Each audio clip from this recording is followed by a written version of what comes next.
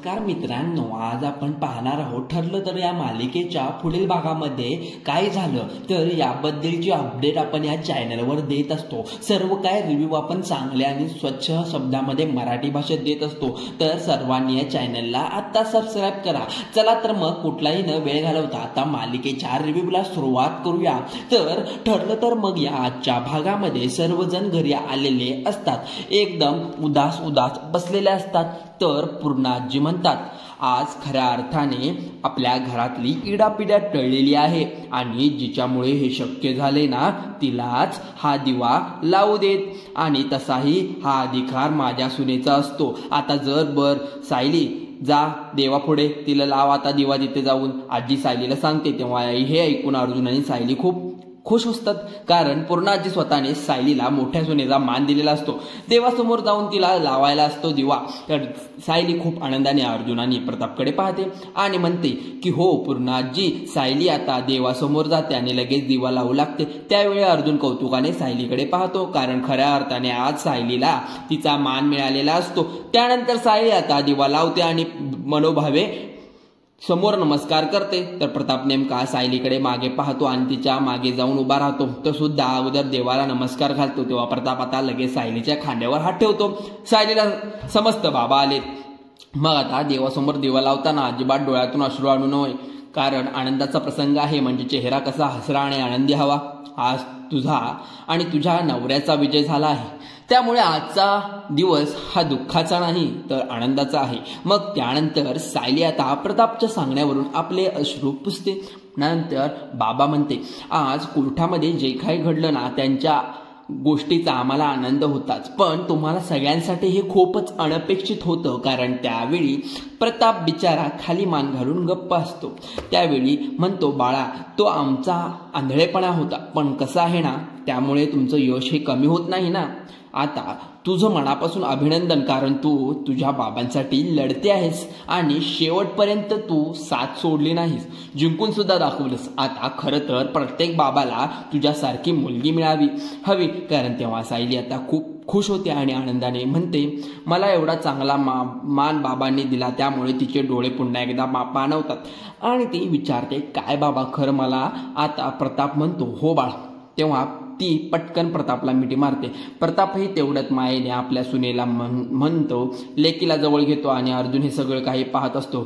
सायलीने किती माणसं कमवली आहेत म्हणून त्यालाही आता तिच्याबद्दल खूप कौतुक वाटत असतं। आणि दुसरीकडे रविराज हा आपल्या रूममध्ये येतो, तर प्रतिमाचा आता थोडं दुखत असल्यामुळे ती शांतपणे झोपलेली असते। आता रविराजच्या मनामध्ये खूप प्रश्नांची गोंधळे घातलेले असतात, कारण कोर्टामध्ये जे काही प्रसंग घडले त्याच्या नजरेनं समोर पुन्हा एकदा जातात। त्याचसमोर तो आता प्रतिमाकडे पाहत राहतो।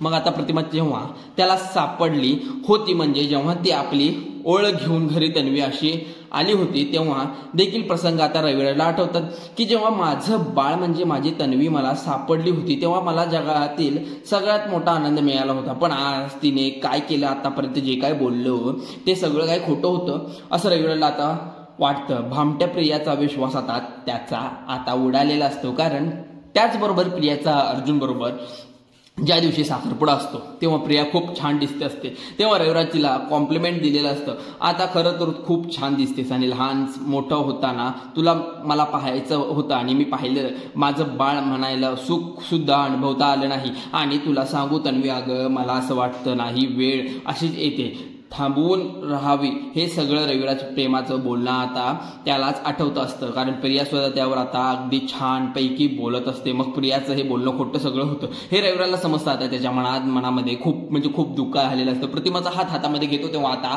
आठवतं की अर्जुनने कशा प्रकारे तन्वीचं पित्तळ उघडं केलेलं, कारण प्रिया अर्जुनच्या दबावाखाली आली आहे। तिने सगळं सत्य सांगितल्यानंतर त्यावरती प्रिया जी साक्ष दिलेली असते की गोळी मी नाही झाडली, मी माझ्या डोळ्याने पाहिले की साक्षीने झाडली आहे गोळी, हे सगळं आठवून रविराज क्षणातच आता कोसळतो।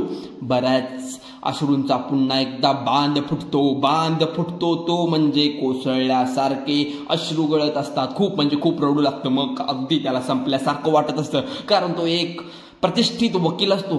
त्याचबरोबर प्रियाने जेही काही माती खाल्लेली असते ना, ती आता अख्खा महाराष्ट्रासमोर जग जाहीर झालेले असते आणि त्यामुळेच रविराजची आता सगळी इज्जत धुळीला मिळाली असते।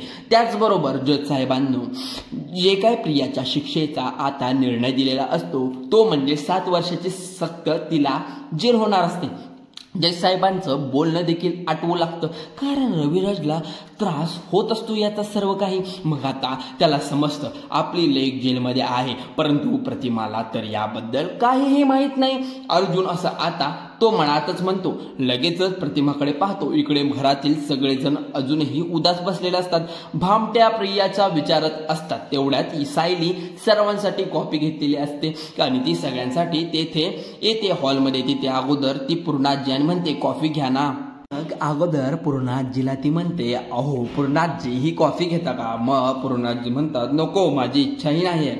तेव्हा सायली अर्जुनकडे पाहते, अर्जुन वाईटच वाटत असतं। त्यानंतर सायली म्हणते, अहो आई अहो तुम्ही तर घ्या ना कॉफी। तेव्हा मला नको आहे कॉफी असं कल्पना म्हणते। त्यानंतर आता सायलीला समजतं की कोणी कॉफी घेणार नाही, कारण आता प्रतापने सुद्धा नकार दिलेला असतो। प्रतिमा अस्मिता साठी सुद्धा तिने स्पेशल वेलची कॉफी घालून मळायला नको म्हणून कॉफी बनवलेली असते, तर त्याने सुद्धा कॉफी पिण्यासाठी नकार दिलेला असतो। आता सगळे सायलीला वाईट वाटत असतं। ती म्हणते, बरं ठीक आहे, आता मी सर्वांसाठी गरमागरम आता पिठलं भाकरी बनवते। त्यावेळी आता सर्वजण सायलीकडे पाहत राहतात। मग आता सायली म्हणते, बनवू का नाही? तेव्हा मी अर्जुन म्हणतो, परंतु आता कल्पना म्हणते मला अजिबात काही खाण्याची इच्छा नाही आहे, म्हणून मी आता रागातच रूममध्ये जाते। तेव्हा सायलीला खूप वाईट वाटतं। त्यावेळी प्रताप सुद्धा उठतो आणि सायलीला म्हणतो, सायली सॉरी मन, माझी सुद्धा काही खाण्याची इच्छाच नाही आहे। मग आता त्यानंतर पूर्णाजी म्हणतात की चल अस्मिता मला माझ्या रूममध्ये घेऊन चल, आता मला झोप येईल की नाही माहीत नाही, परंतु थोडीशी पडते, बरं मी मला ठीक वाटोपर्यंत बसते, तर जरा माझं डोकं सुद्धा थोडं शांत होईल असं म्हणून ते तिथून जात असताना सायली म्हणते, पूर्णाजी अहो तुम्ही अशा उपाशीपोटी गोळ्या कशा घेणार? उपाशीपोटी अशा गोळ्या घ्यायच्या नसतात। जेव्हा सायली म्हणते तेव्हा पूर्णाजी म्हणतात की जाऊ दे का आई, हरकत नाही असं म्हणून ती त्या रूममध्ये निघतात। तेव्हा घराचे सगळेजण आता तिथून गेल्यामुळे ते सुद्धा अगदी उपाशीपोटी पाहून आता सायलीला संताप होऊ लागतो। मग आता अर्जुन म्हणतो की सायली याचं हे वागण्याचं नॉर्मल आहे, तू काळजी करू नकोस, कारण त्यांचं काय होतं माहिती आहे, गोष्टीचा त्रास होतो ना, संताप होतो, म्हणून त्या भामट्या प्रियाचं काही कळत नाहीये। त्यामुळे तिला समजलं की नाही घरामध्ये सगळ्यात तिच्यावर किती जीव होता आणि त्या सगळ्यांचा काय होईल याचा विचार कधी तिने केलेला नसेल। तेव्हा अर्जुन म्हणतो, शांत हो, एवढ्या त्रास तू करू नकोस, कारण तन्वी जे काही केलं त्यांनी शिक्षा ना तिला मिळाली आहे, कारण घरच्यांना सुद्धा एवढा मोठा शॉक बसलाय ना, त्यांची लाडकी सून असं काही करू शकते त्याच्यावर विश्वास सुद्धा बसणार नाही, त्यात एक्सपेक्टेड नसतं। तेव्हा तन्वी असं काही करू शकते, कारण घरातील सर्वांना तन्वीवर खूप विश्वास होता ना, कारण त्या खूप मोठा विश्वासघात झाला आणि त्याचाच त्यांना त्रास होतोय। तू त्यांना थोडा वेळ सगळं काही ठीक होईल असं अर्जुन सायलीला समजावतो। मग आता सायली म्हणते यात सगळ्यांचा खूप त्रास होतोय,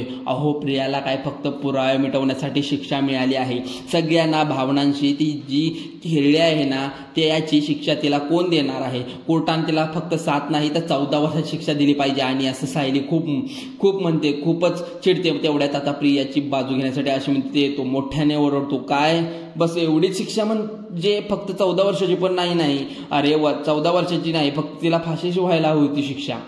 आणि तुझी तर हीच इच्छा असेल ना की एकदा ना तन्वी फासावर लटकले तुझं मन शांत होईल, असा आरोप आता अश्विन सायलीवर करतो। तेव्हा सायली म्हणते, अहो पहा अश्विन भाऊजी असं काही नाही आहे, पण गुन्हा हा गुन्हा असतो। त्यावेळी अश्विन म्हणतो, एवढा मोठा काय गुन्हा केला होता? फक्त खोटं बोलली एवढंच मोठा गुन्हा झाला का? आणि या घरामध्ये सर्वात जास्त खोटं ना कोण बोलत असेल तर तुम्ही दोघे बोलत आहात। अश्विन प्रियाची बाजू घेऊन आणि अर्जुन सायलीला खूप बोलत असतो, दोघांनी सुनावत असतो, जेणेकरून आता चुकला आम्हाला म्हणजे ते म्हणतो, तो अश्विन सारखं म्हणत असतो की तुम्ही दोघेही चुकला आहात, तुम्ही हे सर्व काही तुम्हीच खोटं बोलत आहात। ते सारखं त्यांना सुनावत असताना माझे तन्वीवर खोटे आरोप केला, तुम्हाला तिला फाशीची शिक्षा व्हायला हवी होती असं तुमचं म्हणणं आहे, पण समाधान झालं असतं तुम्हाला त्यावेळी फाशी शिक्षा झाली असती। तर प्रियाची बाजू घेत अर्जुनला बोलतो। त्यावेळी अर्जुनच्या स्थळपायाची आग मस्तकात जात असते, पण अर्जुन सुद्धा आता खूपच चवताळतो आणि विचारतो, काय आम्ही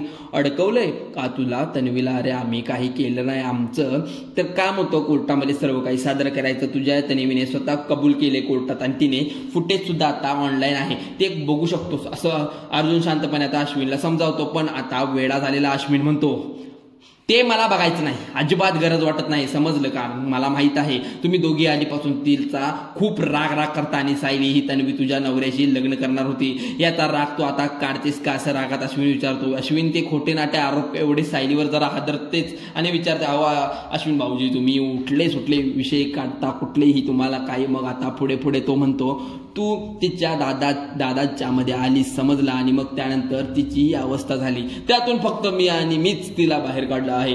आता तू काळजी करू नकोस, मी सुद्धा तिच्या सोबत अजूनही उभा राहणार आहे असं अश्विन स्पष्ट मत अर्जुनला सांगतो. तेव्हा अर्जुन म्हणतो, अश्विन अरे कुठला विषय तू कुठे घेऊन चालला आहेस, अगोदर जाऊन घे सर्व माहिती, कोर्टामध्ये नक्की झालंय काय. त्यावेळी आता अश्विन चौताळून म्हणतो, अरे तू तर मध्ये बोलू नकोसच, अरे या सायलीने तुझे कान भरले आहेत आणि तिच्यावर वाटेल ते आरोप केले, हिच्या सांगण्यावरून तू तिला जेलमध्ये पाठवलंस, बायकोच्या ताटाखालचा मांजर आहेस तू.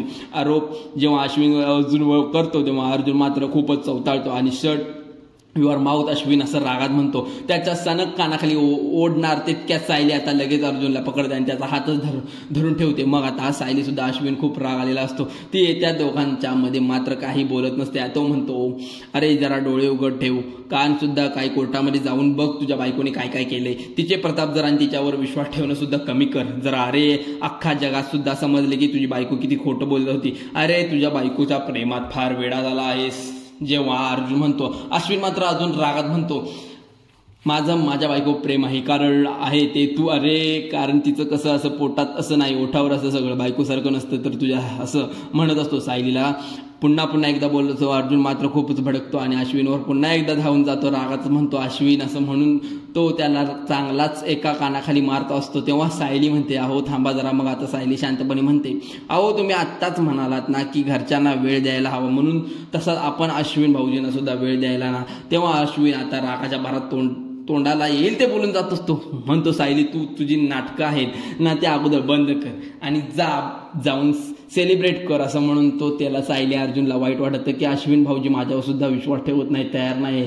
तुझी बालपणीची मैत्रीण जिचा तू तिरस्कार करत असतेस ना तिला जेल झाले आणि दोघांनाही तू अगदी दमत भरत असतो. एकदम गोष्ट लक्षात येते, तिचा नवरा ना अजून जिवंत आहे असं म्हणतो.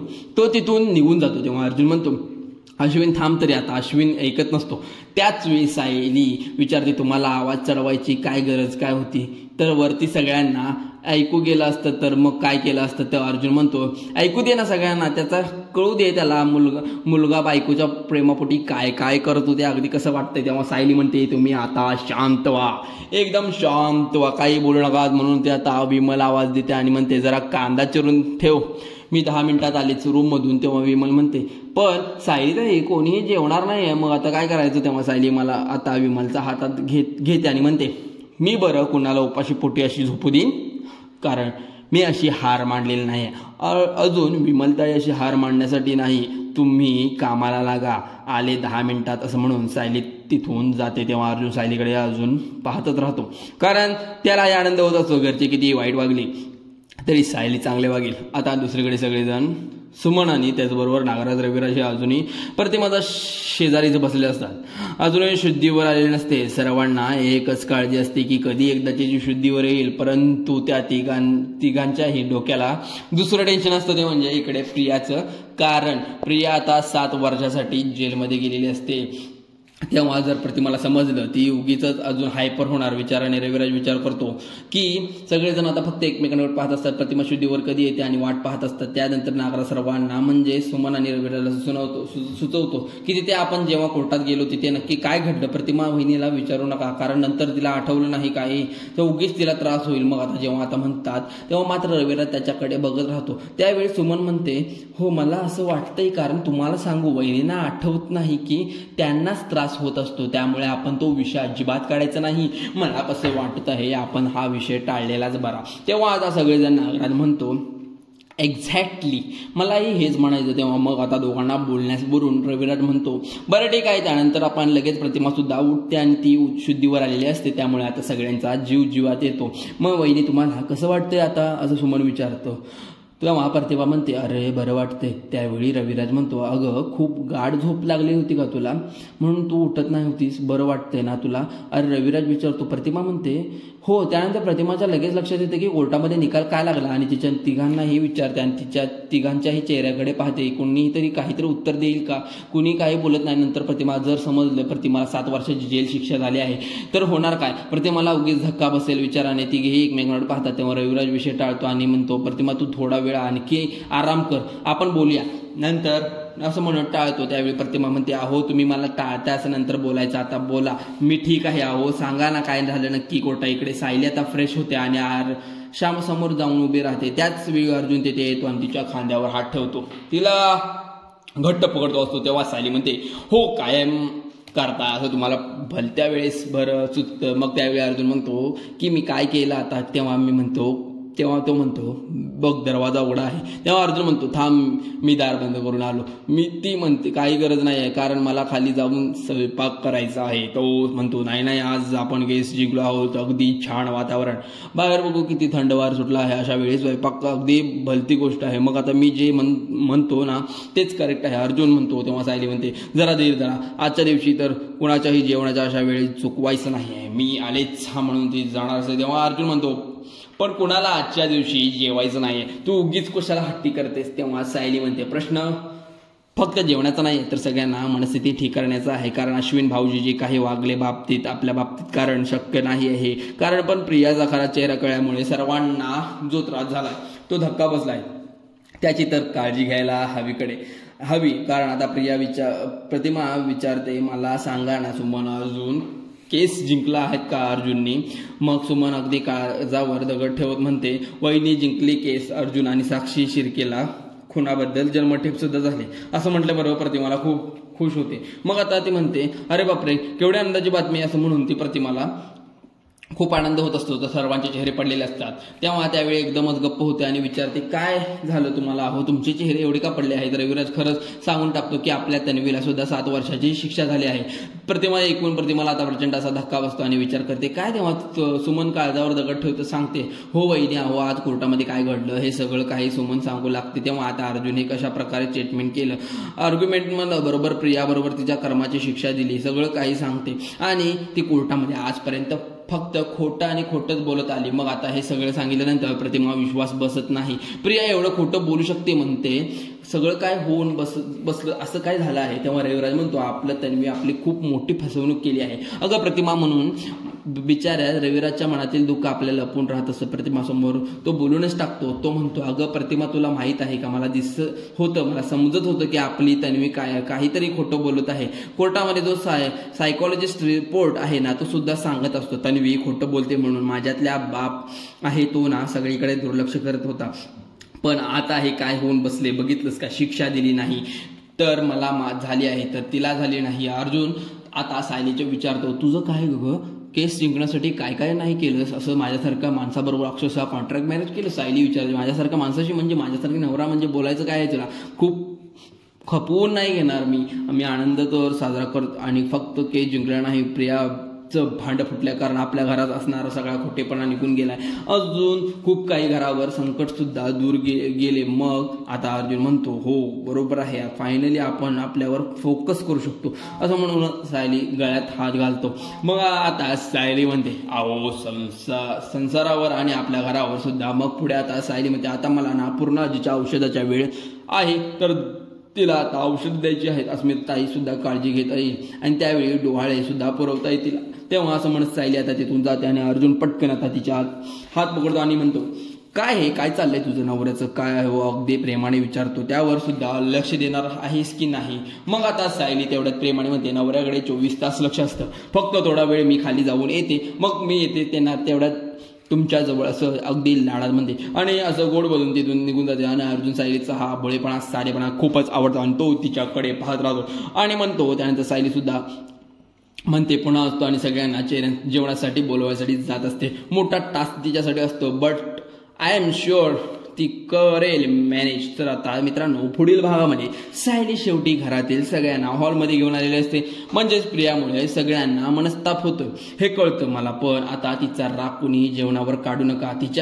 तिच्यामुळे किती त्रास होतोय असे अन्नाचा अपमान होऊ द्यायचा नाही, आपल्या घरातील शिकवण आहे. म्हणून पूर्णाजींना प्रेमाने जेवण भरवते तेव्हा अर्जुन कौतुकाने सायलीकडे पाहतो. त्यानंतर पूर्णाजी आता रूम मध्ये जाऊन रडत असतात. त्यावर अभद्र मुहूर्तावर अश्विन लग्न आम्ही लावून दिलं, त्यावर आयुष्याची रांगोळी केली, मी का तिला आपलं घर पोखरू दिलं असं म्हणून पूर्णाजी अगदी डोक्यालाच हात लावून त्यांना गोष्टीचा खूप त्रास होत असतो. खूप रडू लागतात. आता सायली नेमकी ऐकत असते. पूर्णाजी चक्कर येऊ लागते तर सायली पटकन त्याला सावरते. अशाच मालिकेच्या पुढील भागासाठी आपल्या चॅनलला सबस्क्राईब करा. पण असेच मालिकेचे इतर चॅनल सुद्धा आहेत, पण ते फेक वगैरे रिव्ह्यू देत असतात आपल्या चॅनलचे व्ह्यूज वाढवण्यासाठी. पण असं तुम्ही काही करू नका आणि त्यांचं काही ऐकू नका. आपल्या चॅनलवर आपण चांगली बातमी आणि खरी बातमी देत असतो. त्यामुळे आपल्या चॅनलला तुम्ही आत्ता सबस्क्राईब करा. आपण काय खोटे रिव्ह्यू देत नाही आणि ते खोटे रिव्ह्यू देतात त्यांना तुम्ही तर पाहिलं असेलच. आपण या बाबतीत आत्ता जी घटना घडली आहे या आठवड्यात 2 आठवड्यामध्ये किती खोटे न्यूज आलेले आहेत तुम्ही बघितला. म्हणजे कितीच रिव्ह्यू खोटे दिले आहेत.